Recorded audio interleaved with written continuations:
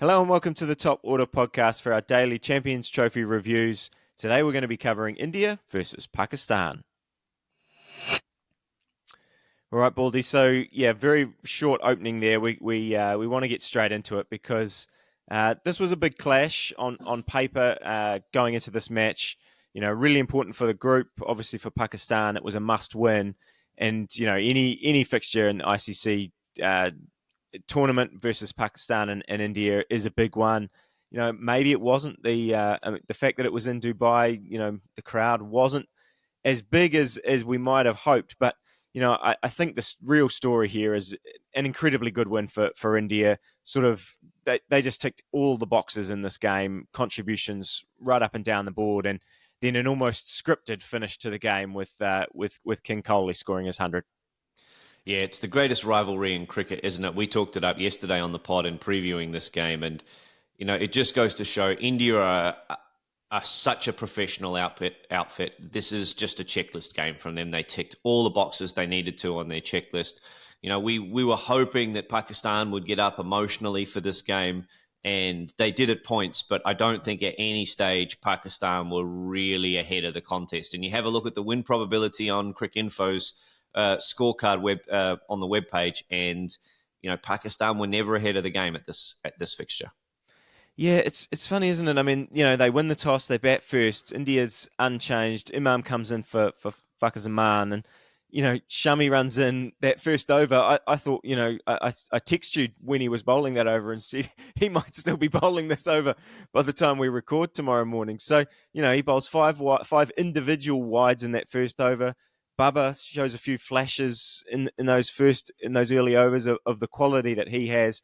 Crunched one through mid wicket, really nicely off his legs, off Harshit Rana. Crunched one through cover. Shami calls out the physio, into his third over, limps off the field, and you're sort of thinking, okay, this isn't going that well for India. But then Hardik Pandya came on, and I really think that was a big moment. His spell, he ran in and bowled. He ended up bowling 6 overs on the trot, bowled 1 for 18 in that spell, picks up Babar Azam, who, as I said, was really showing flashes. And that was a time when things could have gone off the rails for India with Shami off the field. They've obviously got their spin attack, which we'll talk about soon. But it was really important that Hardik actually contributed then, because if he came in and got hit around, suddenly India's going, okay, like Shami might not come back. What do we actually do with the first 15, 20 overs of this innings? Yeah, the power play became very intriguing as soon as Shami left the field. But as you said, Harshit Rana and Hardik Pandya in particular took control of that power play. Yes, they conceded sort of 50 runs in that first 10 overs, but they took 2 wickets. And what they did was allowed the middle overs bowlers to really attack the Pakistan batters, really put the squeeze on. Pakistan really needed to be 70 or 80 at the end of that sort of 12 over mark through the power play, and then a couple of overs afterwards. Really needed to nail that phase of the game. They didn't. They got off to a reasonable start. Babar Azam 23 off 26, but again, didn't go on with it and set a platform for Pakistan. So it was down to Saud Shakil and Mohammad Rizwan to navigate those middle overs, and they weren't really able to do so. You have a look at Rizwan's innings in particular. He struck a boundary early and then basically went right into his shell throughout the middle overs, allowed India to dictate terms as we thought they would try to do. And then, the classic guys rattled through their overs really, really quickly and really limited Pakistan's ability to build an innings to go large at the end. And as it was, by the time the fifth wicket fell in the 37th over, they were 160 for 5 and really nowhere near a competitive total. Dubai is not a 320 to 350 surface. It's more like a 250 to 270 surface, as Jamie and I talked about yesterday on the show. But Pakistan were really 30 runs short of making this a competitive fixture. As it was, Kushdil Shah did his best at the end. Naseem hit a couple of maximums. Haris Rauf hit a maximum. So they tried to add some respectability to the scorecard. But again, India controlled with clinical precision those middle overs. And it wasn't just Akshar and Jadeja, although they were excellent. it was Kuldeep Yadav, the left-arm wrist spinner, that really did the damage for India. Definitely. And, Pakistan, there was a lot of talk, after their last game and then leading into this game about intent. Intent was a big word that seemed to come up. And, often that when you think about intent, you think about boundaries and all of that kind of stuff. But I think what you pinpointed there, all the dot balls, is really where Pakistan might feel that they let themselves down, because you don't have to be scoring a boundary every ball, two boundaries every over. You have to make sure that you're scoring a lot. You have to build through those early overs. And it was interesting listening to Virat Kohli after the game. He talked about how important it was that his openers and Shubman Gill and Rohit Sharma and then going through that power play, that they really targeted being 60, 70 in those first 10 overs, that scoring off the seamers, because they knew that scoring boundaries, upping the rate against the spinners was going to be hard. And that's where India did it really well. Those seamers, they made sure that they, apart from being a bit loose with those wides early on, they didn't go for boundaries. And then suddenly, as you say, Pakistan were 150 for 2 after 33 overs. And that's where India's spinners, they've just got such variety in their spin, that the way they're able to kind of go, Akshar, Jadeja, and Kuldeep, they all do very different things. They all sort of attack in different ways. And as you said, really delightful for them, I'm sure, to be able to say, okay, well, we're going to bowl you at these times when Pakistan are clearly going to try and hit out. And Kuldeep in particular, I thought, really delivered to pick up those wickets there. Jadeja got a really nice wicket that bowled that he got. Yeah, really, really nice. So I mean, I don't know. I mean, they're looking an all round unit. I mean, we've talked a lot in this World Cup. We keep saying these sides that are doing well are the sides that seem to be built with lots of bowling options, kind of the right bowling options, and then these batting lineups that look balanced. And that's what India have, and that's what they've shown, and that's kind of what Pakistan haven't shown throughout this tournament so far. Yeah, India really controlled the middle of the checkerboard in this fixture, didn't they? They controlled those middle overs by using their spin wisely. I think they used their spin options. They've got too many of them, really, but they used them as well, or if not better than any other captain in the tournament. In fact, they used them better than any other captain in the tournament because they've got so many weapons at their disposal. But we do want to call out the fact that Hardik bowled the ball into the wicket. Hardik Pandya bowled the ball into the wicket, right? He used those cutters. He took the pace off the ball. And I know the surface is more conducive to that, but you can see the impact of being able to do that in this fixture as opposed to last night, England and Australia, or the night before, where there was pace on the ball. There was no cutters. There was nothing in the surface to take the ball off its initial trajectory, and the batters took the toll. 350 plus in that fixture, and then you can see the difference now. 244 plays 244 in this overnight game between India and Pakistan. So there is a formula, there is a way of controlling those middle overs and controlling the middle of the checkerboard in this ICC Champions Trophy, particularly in Dubai.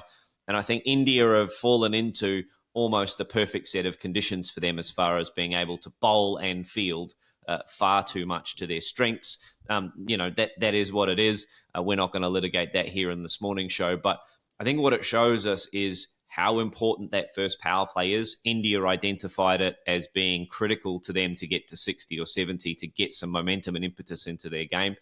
Pakistan weren't really able to do that as much as they tried.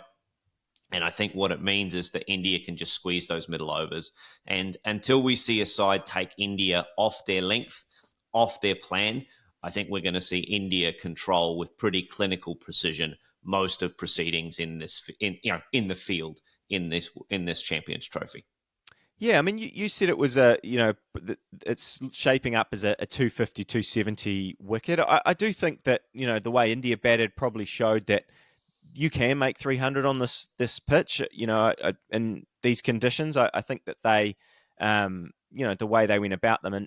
But as we said, it's important. You've got to make use of that first 10 more than you maybe have to do in the pitches we've seen in Pakistan, because as we've seen in Pakistan, you can catch up late. You can really go late. It's much easier to score 10 and over and 12 and over in the final few overs to sort of catch yourself up, where it doesn't seem as easy to do that in Dubai. And I don't know. I mean, once India's batters, if we want to move to there now, once they started to build partnerships, it was very clear that 240 was never going to be enough. As you said, they got off to a nice start with Rohit going. He gets cleaned up by an absolute beauty. There was some beauty deliveries in this game with Shaheen Shah Afridi cleaning up Rohit, Babar Azam getting Shubman Gill, but they just kept building partnerships. They didn't lose wickets.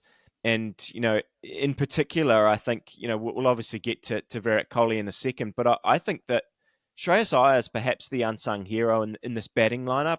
There's a lot of talk about all the big names up and down it. But even if you go back to the, 2023 World Cup, the sort of consistent contribution after contribution from Shreyas Iyer, he did it in the England series. If you look back through his innings list, it's just littered with 50s and 40s and 70s and a couple of hundreds in that ODI World Cup.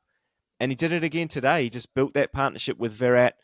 They went from 100 for 2 to basically game sealed, and that was job done for India. They're looking incredibly strong, and when you look at that lineup, people like Shreyas Iyer, people like KL Rahul are maybe where you feel like, okay, like that's maybe where we have a little bit of an in here as an opposition side. But Shreyas in particular is just making that 4 spot his own. And if he's going to be rock solid, it means everyone else is, it means that whole batting lineup is looking golden at the moment.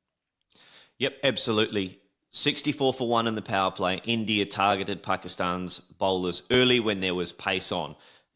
It happens. Rohit gets a terrific seed from Shaheen Shah Afridi, and you've got to go into a little bit of a different phase of the game at that point once he gets out. But the Indian players, just as they did in the field, controlled the middle of the checkerboard in this fixture with the bat as well. Virat Kohli does Virat Kohli things. He goes past 14,000 ODI runs. He gets his 51st ODI 100. Let that sink in for a moment. He beats Tendulkar to the fastest to 14,000 runs for an Indian, I believe. And, the real key stat that came out of this for me was Rizwan's 40 dot balls that he soaked up early in his innings versus Kohli getting 72 runs in ones and twos throughout the middle overs for India.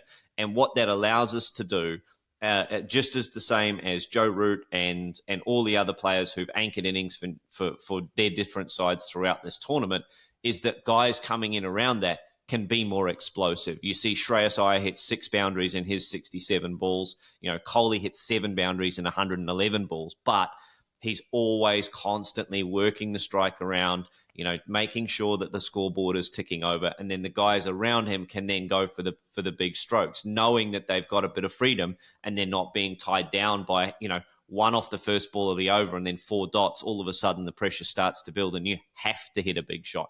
So it just allows more judicious shot selection throughout those middle overs, in particular if you're going to go for the big shot. Look, Pakistan weren't bad with the ball. They weren't terrible, but they just didn't have enough runs on the board. And India targeted Shaheen Shah Afridi, went for 9.5 and over. I thought that was critical. They targeted Haris Rauf, and it's no surprise really that those 2 guys with pace on the ball were the 2 guys that were really targeted. You have a look at Abra's contribution, 1 for 28 off his 10. So it's effectively Kohli and the guys in the middle overs just went, look, we can sit on this guy and wait for pace to come on the ball, wait for a bad ball and an opportunity, and we can really, target that. And I know I said that India did a better job of rotating the strike through those middle overs. Abra bowled 33 dot balls out of his 60 deliveries. So, it wasn't perfect, but if you have a look at the overall strike rate of those Indian players in the middle order, they did a terrific job of controlling the middle of the chessboard. And as Kohli said after the game, I had to screenshot this. He just went, guys, it's okay. Relax. and you could quite clearly see it on the highlights package. It was fantastic for him because he's got this, right? He has got this under control the whole way through. And guys just needed to bat around him. And so, yeah, it was a terrific performance for India. It's almost flawless, really, to be fair. The only guys who really got out were guys chasing the game or who got a great delivery. I mean, the one that bowled Shubman Gill was a terrific seed. That was an absolutely brilliant carom ball. And Gill couldn't believe it. He was in such good form that he couldn't believe that was the ball that got him out. And it had to be a terrific ball to get those two openers because now that whole Indian top six is in terrific form going forward. And they look an absolute juggernaut for the rest of this tournament. Absolutely, yeah. How good was Abra's celebration as well? The leaning back. I do enjoy a good spin wicket. Everyone who's listened to this podcast for any length of time knows that, and that was a ripper from Abra. But yeah, look, I mean, sometimes things feel scripted, don't they? India have such a good record against Pakistan at ICC tournaments, and look, here we were with 2 runs to win. Virat Kohli's on 96. Comes down the wicket, drills one through cover, as you say, signals to the dressing room, signals upstairs. India gets the win. India's, I think you said before the pod to me, they're 1.5 feet into the semi-finals. I mean, yeah, that it feels that the Virat Kohli stuff. I mean, I don't know. It's sort of entertain. I find the off-field chat about Virat Kohli so entertaining because, he's such a big personality, right? He's such a big figure in not just Indian cricket, but in world cricket. And he's had his struggles in Test cricket. He's had his struggles at time with form, but you look at his record in ODI cricket, and it's just phenomenal. He nailed the 5100s before, averages 58. For goodness sake, he's it's really remarkable, and he seems to always deliver. Not just in these ICC tournaments, but he seems to love the big stage against Pakistan and stuff as well. So, yeah, look, I mean, as you said, pretty much a flawless performance from India. And I mean, do we want to flip it over to Pakistan? What is there to say about them? I mean, they're hanging by a thread in this tournament. Really, they have to hope that India keeps winning all of their games, and Bangladesh beats New Zealand tonight. They then beat Bangladesh, India beats New Zealand, and everyone's sort of hanging on to one win, and it comes down to run rates. But I think the reality is they just haven't really been very good in the lead up to this tournament. They haven't been very good in these first 2 games, and they just look like a side who's kind of not really able to execute their game plan at the moment. Yeah, mathematically, India are still not yet through. There is a scenario where 3 teams can finish on 4 points. That would include Pakistan. Bangladesh would have to lose all their games. India would have to lose one. New Zealand would have to lose one, etc., etc. And India would then have to lose badly enough that their net run rate means that they'd finish third.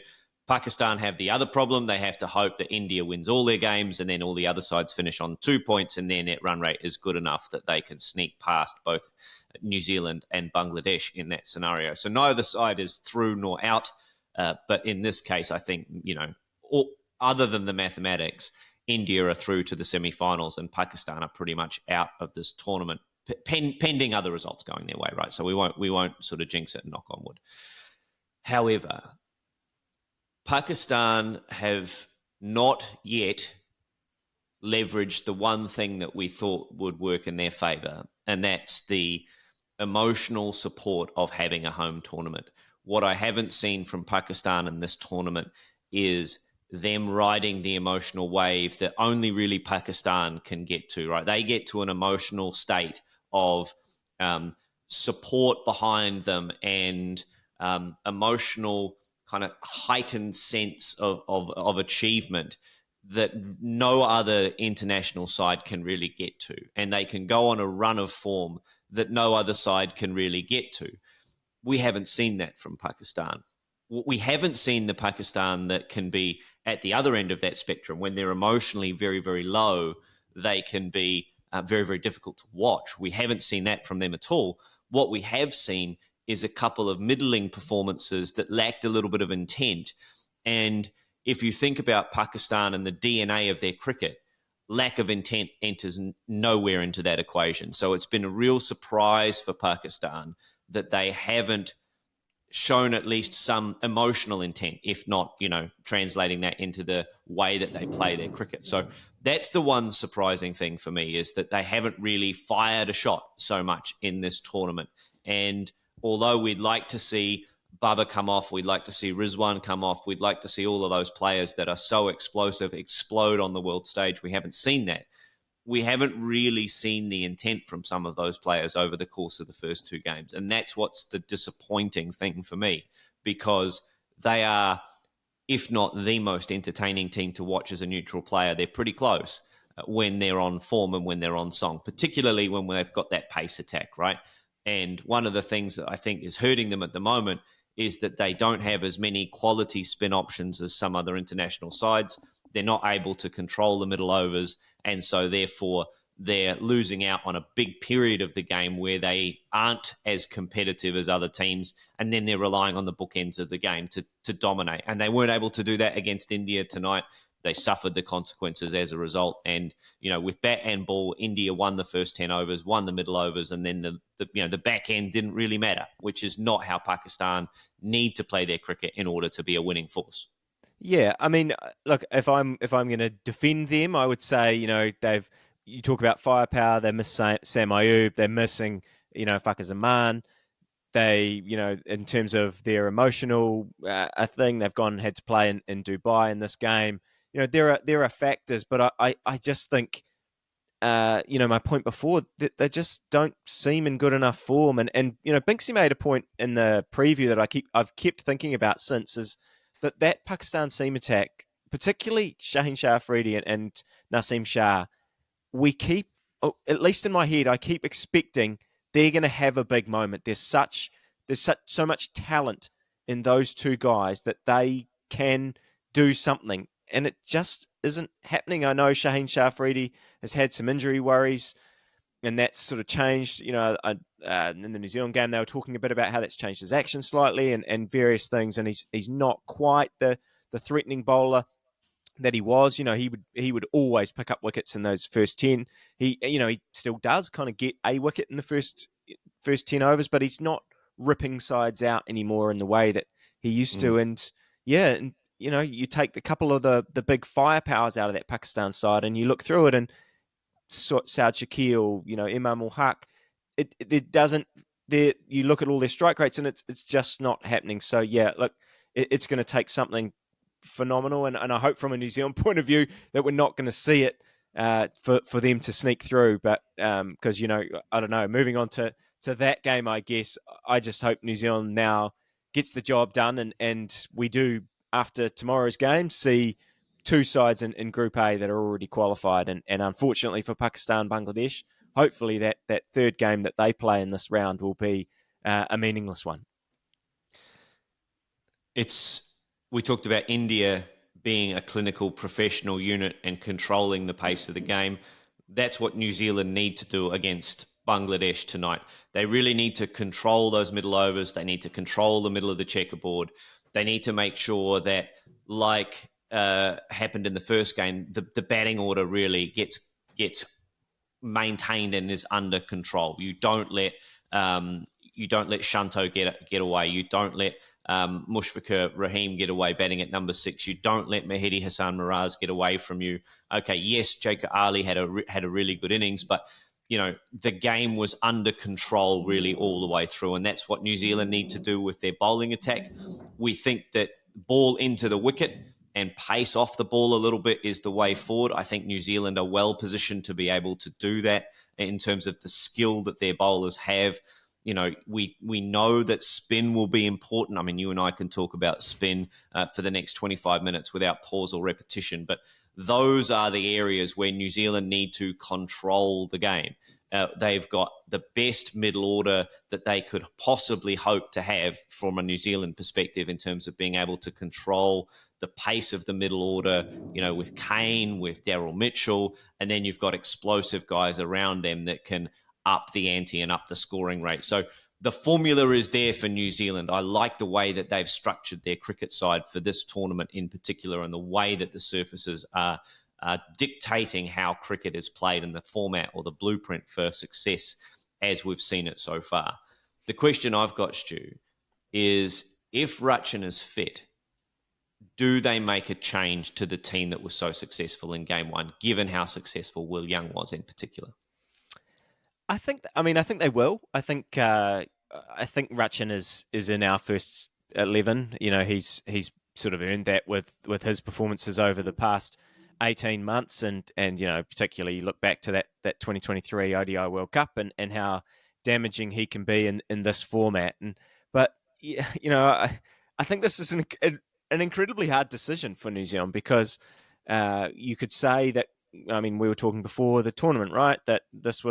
That Conway, you could say that his ceiling is higher, that his ability to go on and score big runs at maybe a quicker pace or sort of anchor an innings is more, is more likely maybe if they're both at their best than Will Young. But then Will Young's been fantastic for 12 months, and he's scored a match-winning 100 alongside Tom Latham from a position where, at 88 for 3 or whatever New Zealand was in that first game, the game was hanging in the balance. The game was there to be won, and him and Tom Latham did the job. So I don't see how you drop him. Conway was our, incumbent opener. He struggled for form over the past 12 months, but was starting to look back to his best in those early, in the tri-series that they had before the tournament. So, look, I do think probably it will be Will Young and Rachin Ravindra if everyone is fit, but I think it's maybe a harder conversation than it might have been before this tournament, and certainly before the tri-series, and certainly before Will Young. Everyone was saying that if Will Young, if Rachin was fit in the last game, then Will Young wouldn't have played. We will never know if that's what New Zealand would have done. I think there is a scenario where they sit there and think, okay, the way these pitches are playing, we've bowled Nathan Smith. We didn't bowl him until the 31st over in the last game. Glenn Phillips is playing an important part with the ball. Do we think Rachin can give us enough with the ball that we could, then go, okay, well, let's just play all three of those guys, and I don't know if they would shunt everyone down, or that's sort of I feel like it would almost muck up the batting lineup to play that, because you're sort of fitting someone in when everyone else in that lineup has a really defined role about what they do and the job that they play, with Kane at 3, Mitchell 4, Latham 5, and then the power hitters of Phillips and Bracewell and Santner 6, 7, 8. So I think almost shunting everyone down might muck that up. So I would be inclined not to mess with that. I think it's really unlucky for Devon Conway if he does miss out, but after the way he played in that tri-series. But yeah, I think you just go with those guys, and people talking about maybe bringing Kyle Jameson in, but I don't see why the selectors would do that when he wasn't on the original squad. They obviously feel that Nathan Smith and Jacob Duffy have more to offer, and we'll see what this Rawalpindi pitch has in store for us. But yeah, I would just stick with the same side that played so well. Nathan Smith, handy with the bat, excellent in the field, and I think in terms of hitting the deck, he'll be someone who's capable of doing that as well. So yeah, I'd stick with the same lineup and hope for a similar level of performance. You get a similar level of performance, and I think New Zealand's going to come away with the win. But yeah, it's sort of one of those games for me where you think, on paper, we should win this. We're playing really well. Form is good. Now we just have to go out there and get that job done and seal our spot in the semi-finals. Yep. First 10 overs, crucial for New Zealand, I think, with bat and with ball. Matt Henry and O'Rourke, I like the way that they're positioned as the opening bowlers. They offer something a little bit different. Again, taking pace off the ball a bit, even in those first 10 overs, might be the go. I think Bangladesh have signalled their intent in that first game to go hard early on. And so I think Henry and Will O'Rourke in particular, bowling fractionally back of a length and allowing that ball to do a little bit off the surface if it does. The extra bounce from O'Rourke could be the undoing of those top order Bangladeshi batters. So for New Zealand, I think wickets in the power play are crucial, which gives the opportunity for Bracewell, for Phillips, for Santner. Phillips in particular, if he can squeeze through a few overs at a run a ball or less, he went for 7s in that first game. If he can squeeze through 8 or 9 overs as the 5th bowler for less than a run a ball and sort of maybe pick up a wicket in there, if he's 1 for 50 off 10, then New Zealand are, I think, in the pound seats against Bangladesh. But we don't know what this Rawalpindi wicket's going to give us, right? We haven't played a game on this surface in the Champions Trophy. We don't know what it's going to be like from our perspective. So I think all of those things need to come together for Bangladesh. I think they need to come off in the power play if they're to be a real chance against New Zealand in this fixture. Do we have anything else that we want to hit on, Stu? We've just rolled over the half an hour mark. I think it's really a banana skin game for New Zealand. They can put one foot in the semi-finals at this point if they qualify, if they beat Bangladesh tonight. Nothing else from me, Baldy. Let's go Black Caps, and we'll see you all again tomorrow. Do you want to take us away? Thanks for watching, and thanks for listening to us here on the Top Order podcast as we cover this Champions Trophy with games every day for the next couple of weeks. 12 games in the group stage. We're sort of almost halfway through with Pakistan versus New Zealand. With Bangladesh versus New Zealand tonight from Rawalpindi. So stay tuned with us as we cover the Champions Trophy every day here on the Top Order podcast. Enjoy your cricket, and we'll see you tomorrow.